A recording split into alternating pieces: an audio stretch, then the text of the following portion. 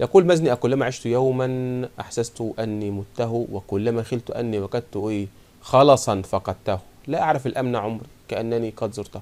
ما أعرفش الأمن والخوف ده كله إيه يا جماعة؟ بتدل ملامح الشعر متمثل فيها يا جماعة. اتفضلي يا بسملة. أختار رقم كام يا بسملة؟ ألف. ألف. حزن يا جماعة، بالظبط. يقول مازني: لو أنه كان في وسعي ومقدرتي أن ترسم اللحظة ألفاظ لها شأن، وأن أصور في القرطاس فتنته، لقالت الناس هذا منك إيه بهتان، يعني كذب. سحر لعمرك لم يمنحه من أحد إلا الملائك، إلا إنس ولا جان. هو بيك. طب واحدة واحدة بقى هنا يا جماعة. اتفضلي يا سما. في حزن هنا يا سما؟ لا. طيب في كون وفي طبيعة؟ لا، هو قرطاس يعني ايه؟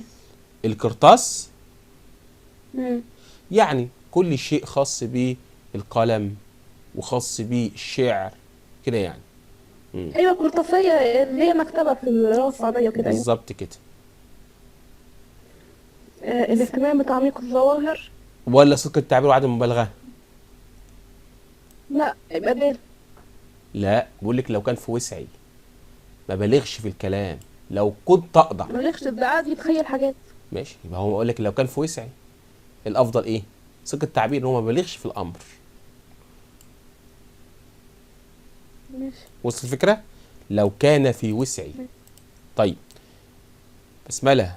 هنا يا جماعه معلش. عاد الربيع في ظل بردته، القى مقيلا لقلبه، هو ايه؟ حران. واخضرت الارض واستحي الموت، فهل يغضر لي بربيع الوصل موتان. طيب بقول لك يبقى عاد جيم يا بسمة. الربيع. نعم. قلت ايه؟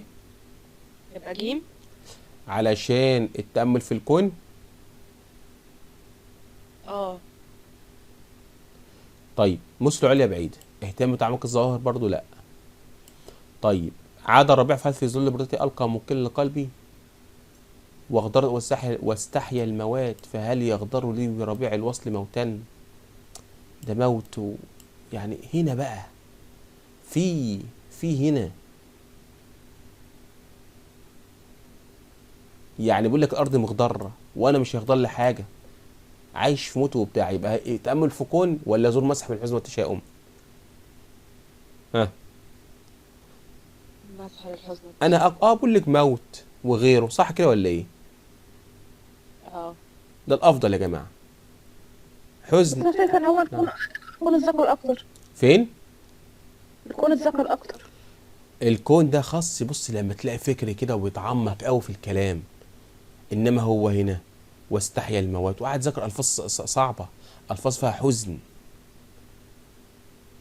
فهمت الفكره قصدي ايه؟ هتقابلنا دلوقتي ان شاء الله. لا تزر سام. ان قضيت قبري هنا سام. اختار ايه؟ لا تزل ان قضيت قبري، ولا تبكي عليه كسائر الاصحاب.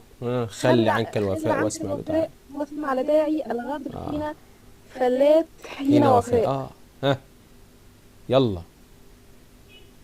مسحة الحزن والتشاؤم. مسحة الحزن. اتفضلي يا بسمله. شكري لغز الحياه وليس يفهم لغزها، بين ايه مفهم ايه علام.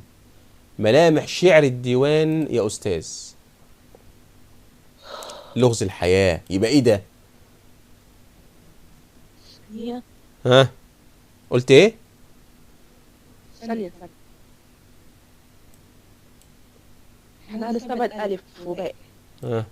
ودال، يبقى فهتبقى تأمل جيم. في الكون. بيتكلم عن لغز الحياة، تأمل في الكون يا أستاذ. شكري بيقول لك يا سما: فأنا بين العيش والموت واقف، أنا وبين العيش والموت واقف، فهل مقبل يدري متى أنا سائر؟ حد يقدر يمشي؟ حد يقول أنا همشي إمتى؟ يا سما. لعل الذي أرجو من لا، الدهر واقع، فقد كان ما كنت ضرا أي حاذر. أنا بين العيش والموت. إيه ده يا سما؟ هو استبعد ألف، هنا مفيش مناسبات. نستبعد باء، يبقى جيم. جيم. برضه تأمل في الكون يا جماعة.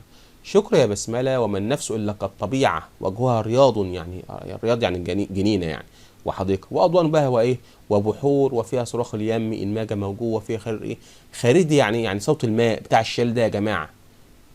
ماشي كده يا يا بسملة. تبقى الإجابة هنا تمام. بقول لك إيه، ثواني بقى كده، فيها خرير خافت وإيه وغدير. ده بيوصف بقى، يعني هو هنا عمال يوصف، صح كده؟ اه.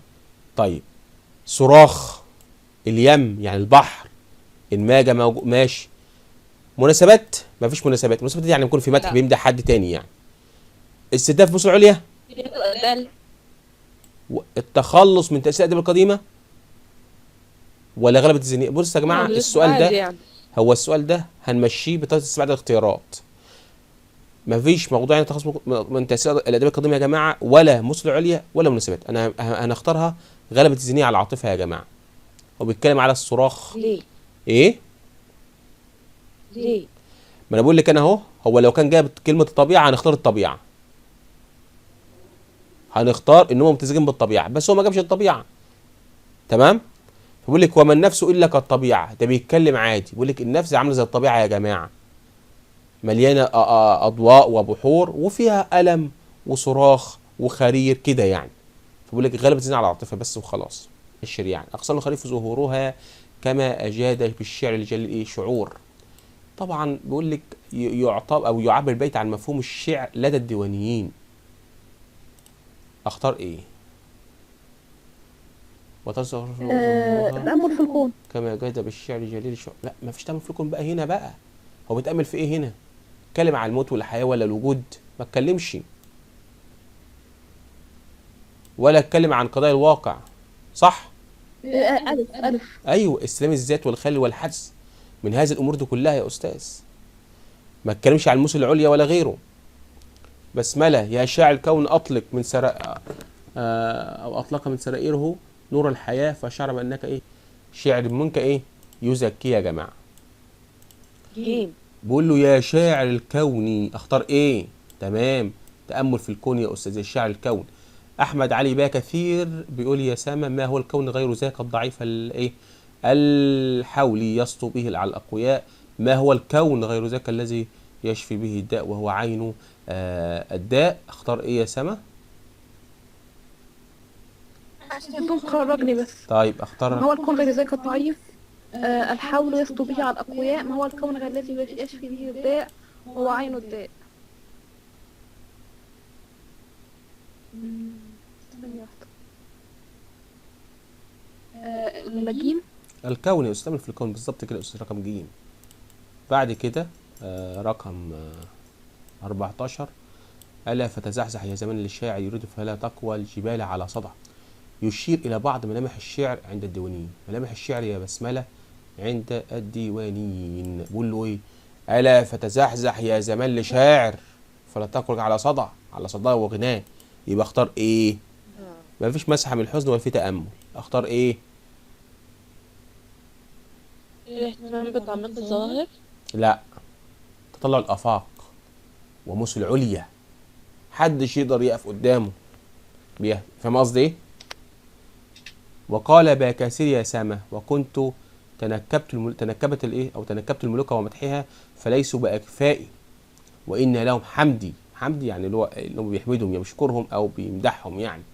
بعض ملامح شعر الديواني يتمثل فيها. اتفضل يا سما. تنكبت اهو، يعني بعدت قوي عن الملوك مش بمدح، مش دول اللي انا امدحهم اصلا. الجيم. غلبت الذهنيه. ما هو بعد عن المدح بقى والعاطفة وكده. والمدح ده بقى شعر ايه؟ ديوان. لا الشعر مناسبات، مش هنقول المدح ده شعر. مناسبات، يبقى اختار ايه؟ البعد عن شعر الايه؟ المناسبات. مناسبات. هو بعد عن، ما بيمدحش حد هو. واعني يا بسمله على المديح فطرفي في الامديح طالع متواني ليس ميداني. مش ميداني ده ولا مجال المديح ده يا سما يا بسمله، صح؟ ولكن واصل ما بي من الهوى ميداني. اوصف اللي انا اوصف نفسي انا من الهوى ده ميداني ومجالي بقى، بس مش مجال المدح. يبقى اختار ايه؟ البعد عن شعر المناسبات. البعد عن شيء نفس الكلام بقى. ما هو لك ده مش ميداني، المدح ده مش ميداني، صح ولا ايه؟ نعم. قال باكاسير يا سما يا ليت مصر توافيني وتسلفني بيان حافظها في الشعر ايه؟ شوقي بيتكلم على بيان وبلاغة حافظ، وبيتكلم على شعر شوقي يا جماعة، صح؟ طيب هو هنا اختلف موقف بكثير من موقف الرواد، اختلف يا أسامة، اختار ايه؟ الثناء يبقى به. يبقى بقى يا أستاذ عشان أثنى عليهم رغم إنهم إيه متقين له. قال بكثير يا بسملة مات الغرام وقد إيه بكيته ورثيته، ما قد رثيته كفنته ودفنته، وبدمع القان إيه سقيته. النقيض من الغالب في شعر الدول، فقد جاد في هذه السطور لبكثير يا أستاذ، يعني على نقيض من الغالب. يعني هنا السطور دي بقى مالها يا بسملة؟ مات الغرام بكيته رثيته. مات. هو هم عندهم الجانب الفكري طاغي على العاطفي. ده النقيض بقى، انه خالف الكلام، ان الجانب العاطفي طغى على الفكره عنده. صعب الكلام؟ يا بنات. طيب اتفضلي يا سما. قال عبد الله كيف تنسين سهاما اطلقتها شفتاك. تمام. كيف تنسين سهام اطلقت شفتاك، انزعي يا فتاتي وامسحي جرح فتاكي، فاذا قلت حبيبي بعد لي لبيت ايه فاكي، لبيت فاكي يعني فمها يعني. على النقيض برضو يا سامة، اتفضلي. ايه النقيض الغالب اللي هنا؟ ها؟ ان الغالب تتجلب العاطفي يبقى به. بالظبط كده على الفكر. وقال برضو في سيد العقاد لا تقولوا قد مضى ولن يؤوب، اريد ان اسال ما بعد المغيب، موعدنا غدا فربما يجيب، أيصبح مجلس ما فيه أحد إذا فليت ما يجيء غدي. برضو يظهر من السطور اختلاف المديح الذي شعر الديوان عن الكلاسيكيين، وده بيظهر في إيه يا بسملة؟ هو بيرسل عقاد. كان العقاد قبل كده يا بسملة قال لك أنا يا جماعة، فاكرين المأخذ بتاعه لما قال لك أنا يوم ما همدح مدح صادق، يبقى إيه يختار إيه يا جماعة؟ يا بسملة ايه؟ اختار ايه؟ انا بس ما سمعتش حضرتك بتقولي عشان الصوت قطع. العقاد علل ان هو بيتكلم في المديح بانه مديح صادق. الو، هتبقى دال يا استاذ، مديح صادق العاطفة يا جماعة. نعم. بس هو ما قالش ان هو زي العقاد، ده هو كان بيرسل عقاد. ما انا فاهم، ما انا عارف قصدك ايه. ما اقول لك هنا اختلاف المديح لدى شراء الديوان عن الكلاسيكيين، والابيات بتقول لك يا استاذ لا في بعد عن المديح هنا الملوك يعني ملهاش دعوه خالص، ولا اوزان قافيه، ولا في جانب خلق على السياسي، ما فيش غلبه هنا على غلبه، ولكن هو رسى، ولما رسى واحد يعني مدحه، والمديح ده هنا ايه؟ زي ما احنا قلنا قبل كده، العقاد وضح ذلك يا استاذ. يقول عواد وانجلى الامر، يعني ظهر خلاص عن خيمة ظهر، واذا شئت فهي روض انيق، ابدعته من الحياة يد الفن، فذا هائل وذاك رشيق. طبعا ملامح الشعر عند الديوان يا سما، اتفضلي.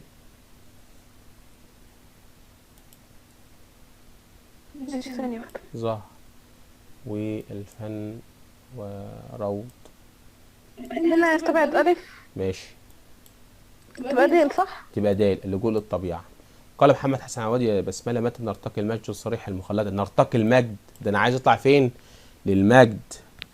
ونكتب التاريخ فخرا مؤيدا، متى نملك الشأن الرفيع جلالة، ونرمي العلياء سهما مسددا يا بسملة. طبعا ملامح الشعر يا بسملة ايه؟ باء. باء يا أستاذ، بالظبط كده. الطموح وتجاوز أمال واقع العصر يا جماعة. عبد الرحمن صدقي تضاعف بالكتب الحياة، فحظنا من الحسن والتفكير حظ مضاعف، ونعرض لعقل الفنون غلبة الذهنية على العاطفة. غلبة الذهنية على العاطفة يا جماعة. نعم. معانا يا بسملة؟ معاك. يلا.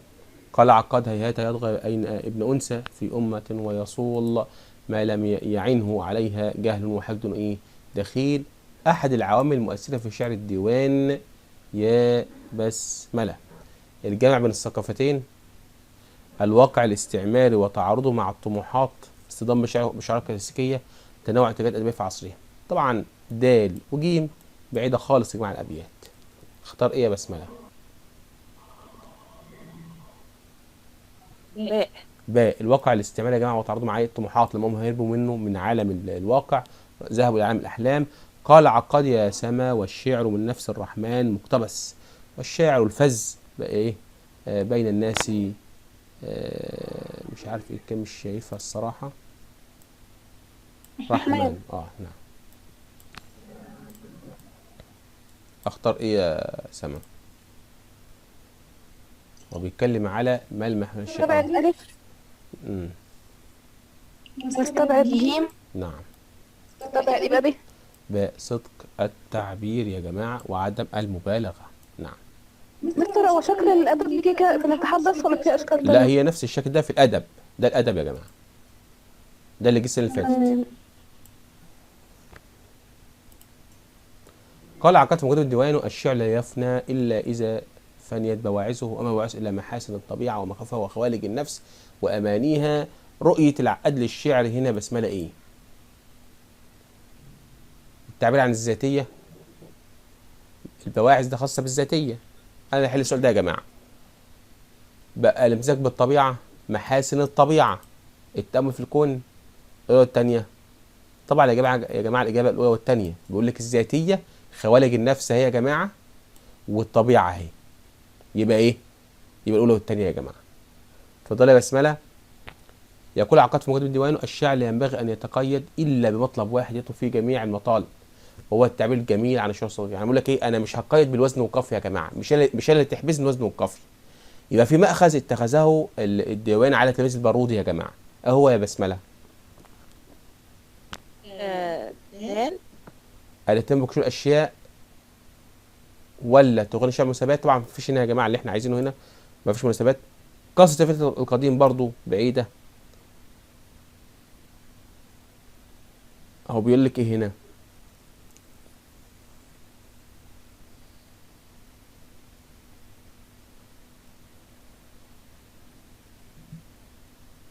التعبير الجميل عن الشعور الصادق يا جماعة. شعور ايه يا جماعة؟ صادق، صح؟ يبقى هم الجماعة لما الكثير اخذوا عليهم ان هم ايه بقى يا جماعة؟ عدم الصدق، صح ولا ايه؟ اهو المبالغة وعدم الصدق يا جماعة. صعب الكلام؟ حد عنده سؤال؟ بس سام اتفضل.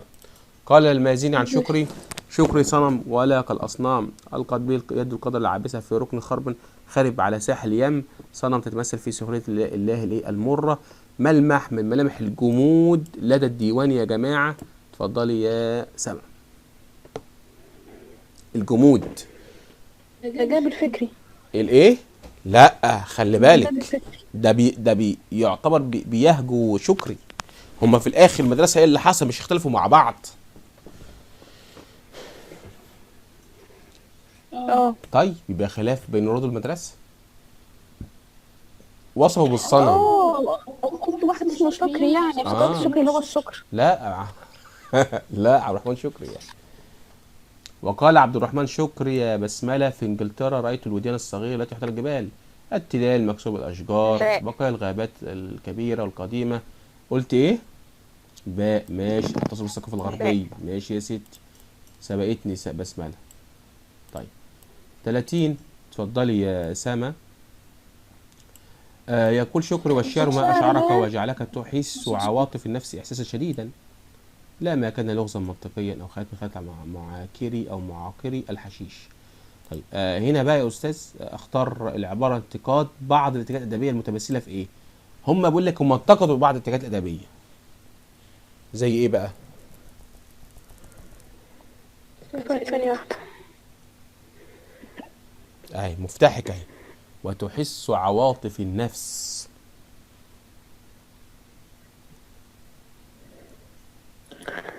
انصراف الشاعر عن ذاته. انصراف عن ذاته بالظبط كده. دايما في الأدب يا جماعة بتلاقي مفتاح للإيه؟ للحل. وعلى فكره الادب في الاول بس بيبقى رخم، بس بيبقى صعب يعني، بيبقى سهل بعد كده يعني، مش حاجه يعني. طيب. هو الامتحان فيه الأسئلة دي اي كتاب الامتحان؟ طب لا مفيش في الكلام ده الصراحه. بيحط بس منه نقطتين ثلاثه بس، انما الامتحان فيه النصوص. فعشان كده بحل معاكم الادب بتاع الابداع المراجعه النهائيه. طب لو أنا عايزة أحل أجيب إيه؟ حاليا انا هجيب كيان ان شاء الله مراجعه نهائيه. كيان مراجعه نهائيه عاجبنا عن الديوان يا سما، عن الابداع ده مراجعه نهائيه. وكده بحله معاك اهو، يعني كده احنا بنحله برضه اهو. فلما ننزل كيان هتجيبيه. وصلت الفكره؟ يقول شكري ان قيمه البيت في الصله التي بين معناه وبين موضوع القصيده. لا البيت جزء مكمل ولا فاكرين يا جماعه وحده البيت في الديوان ووحده القصيده في وحده البيت في الكلاسيكيه، ووحده القصيده فين؟ في الديوان، صح؟ يبقى العباره هنا يا جماعه بتشير الى ايه؟ بتتكلم على القصيده نفسها يا استاذ.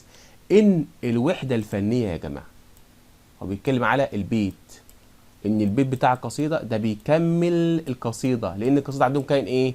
كائن ايه؟ حي أو متكامل. طيب امال فين الكلام ده؟ ماشي. يقول عقاد غانم اني في مصابك زاهل قليل التعزي سافر الحزن مضمر. بذلت دموع في بكاك رخيصة ومثلك من يبكي ويرسي ويسكر. ملامح الجمود لدى الديوان يا جماعة. يلا يا سما.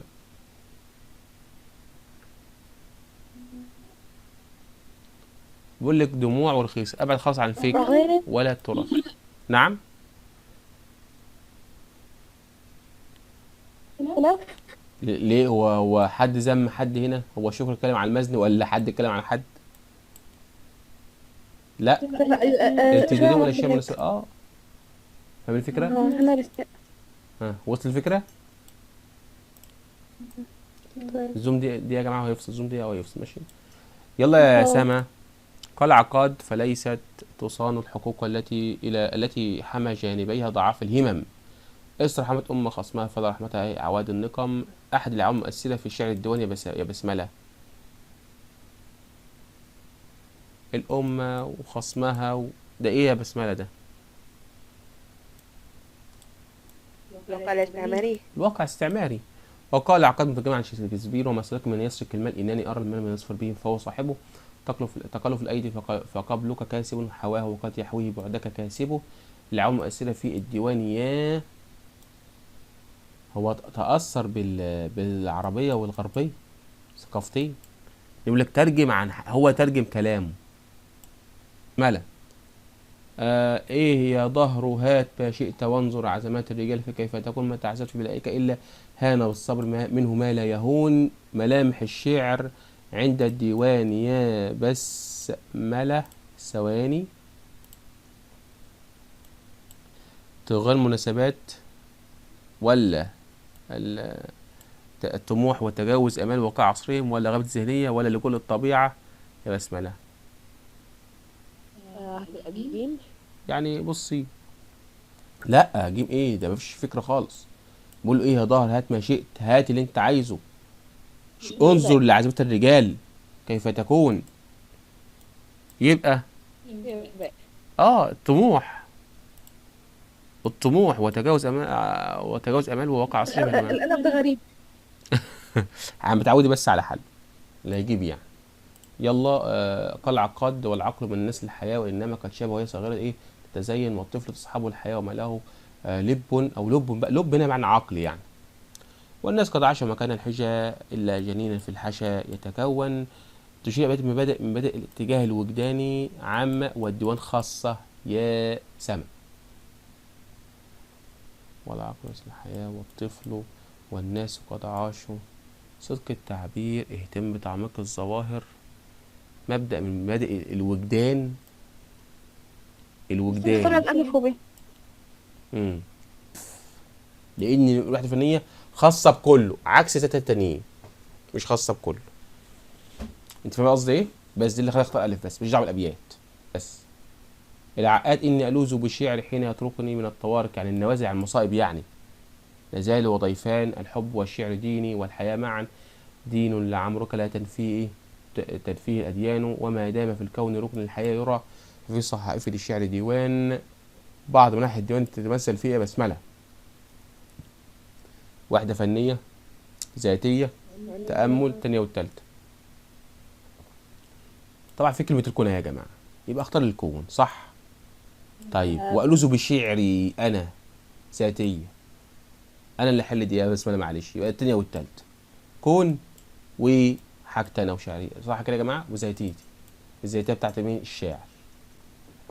شكرا يا بسملة. هل عايش إلا التلف بعزمه أو بعزمة مقاما كأن النجم من تحته يسري؟ وهل العيش إلا التلف بعزمة مقاما كأن النجم من تحته يسري، فمن العزم إلا ما بالوفاء المنى، ومن العجز إلا أنت إيه قلت بقى؟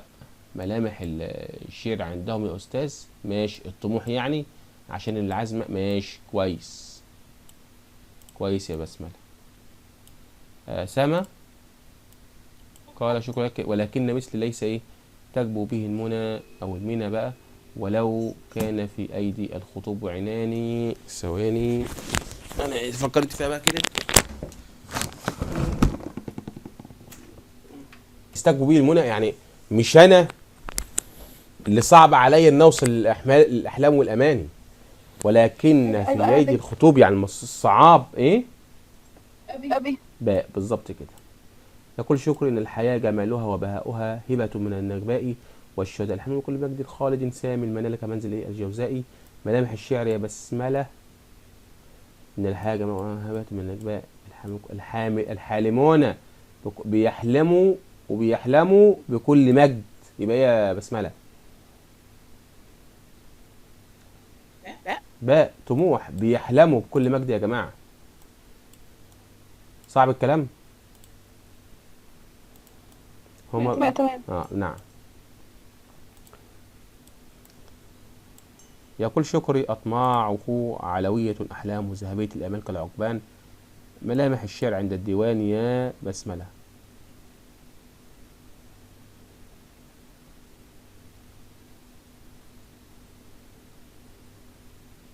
أطماع علوية، أحلامه ذهبية، بيبص لفوق. يبقى إيه؟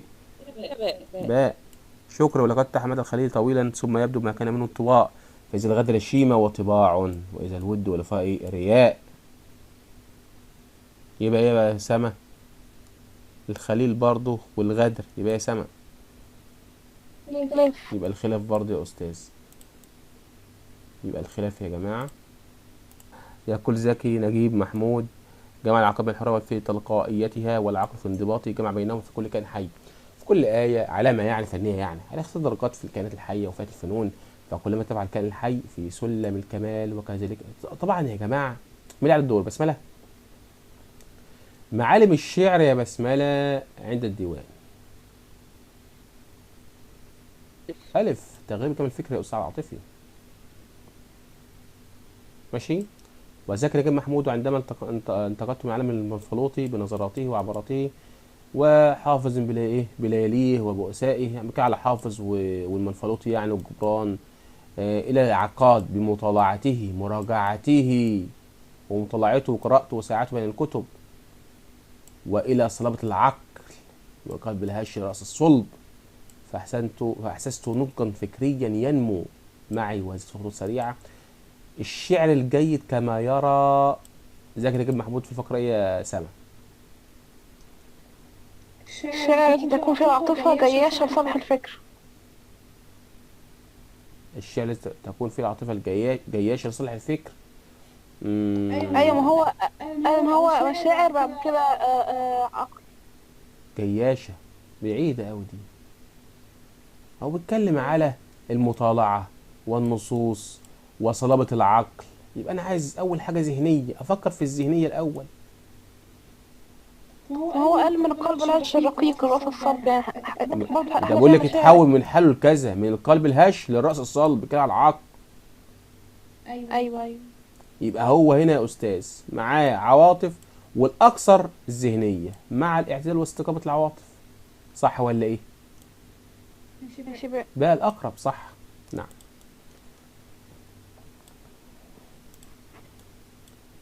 أشار زكي نجيب محمود يا بسملة فقرة على عامل نهضة الشعر لدى العقاد. إيه العامل يا بسملة؟